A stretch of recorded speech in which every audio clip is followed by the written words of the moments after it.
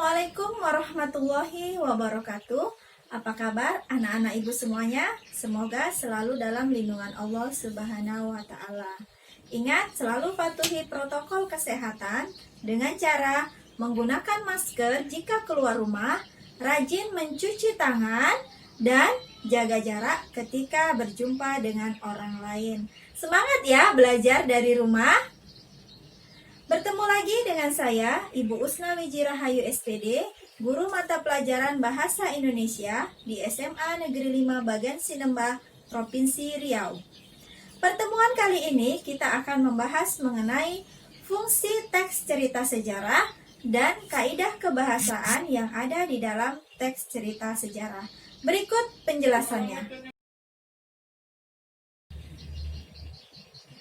Fungsi teks cerita sejarah. Yang pertama, fungsi rekreatif. Fungsi rekreatif menumbuhkan rasa senang untuk belajar dan menulis sejarah.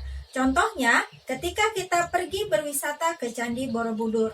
Selain kita menikmati indahnya Candi Borobudur, tentunya kita juga ingin mengetahui sejarah kapan berdirinya Candi Borobudur tersebut.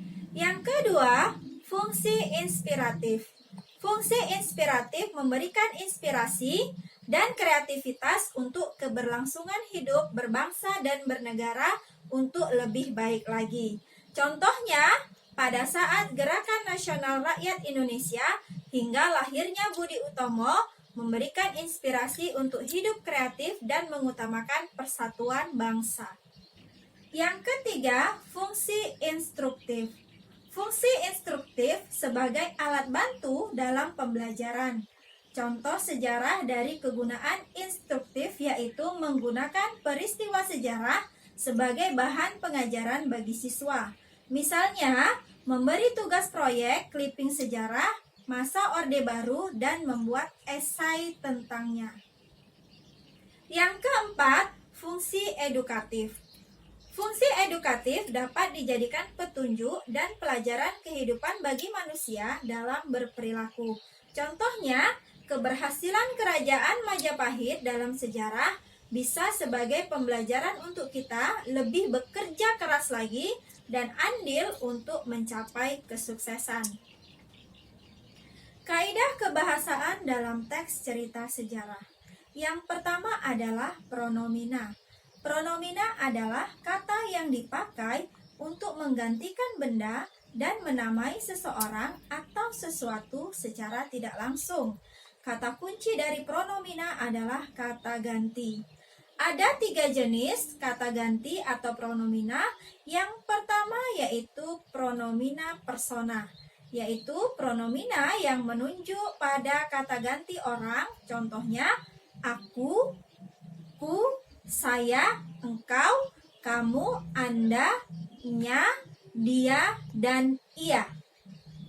Yang kedua, pronomina petunjuk, yaitu pronomina yang dipakai sebagai petunjuk umum, tempat, dan arah. Contohnya, ini, itu, di sana, dan di sini. Yang ketiga adalah pronomina penanya, yaitu pronomina yang dipakai untuk bertanya tentang manusia, pilihan, ataupun barang. Contohnya, apa, siapa, bagaimana, dan sebagainya. Yang kedua adalah frasa adverbial. Frasa adverbial adalah kata yang menunjukkan kejadian atau peristiwa, waktu, dan tempat.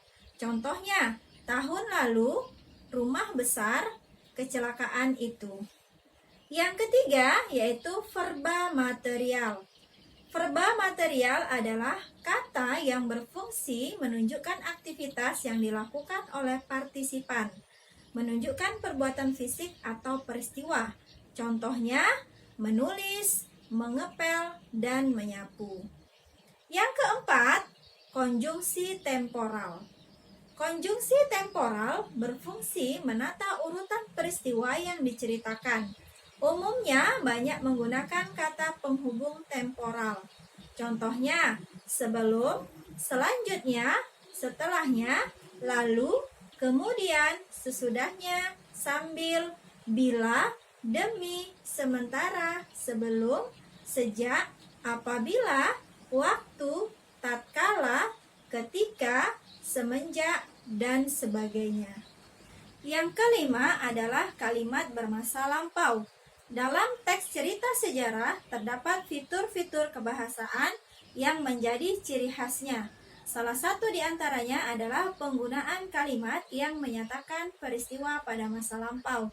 Contoh, pada tahun 1778, Syarif Abdurrahman dikukuhkan menjadi Sultan Pontianak. Demikian penjelasan mengenai fungsi teks cerita sejarah dan kaidah kebahasaan dalam teks cerita sejarah. Mudah-mudahan membantu kalian dalam memahami materi pembelajaran. Terima kasih. Assalamualaikum warahmatullahi wabarakatuh.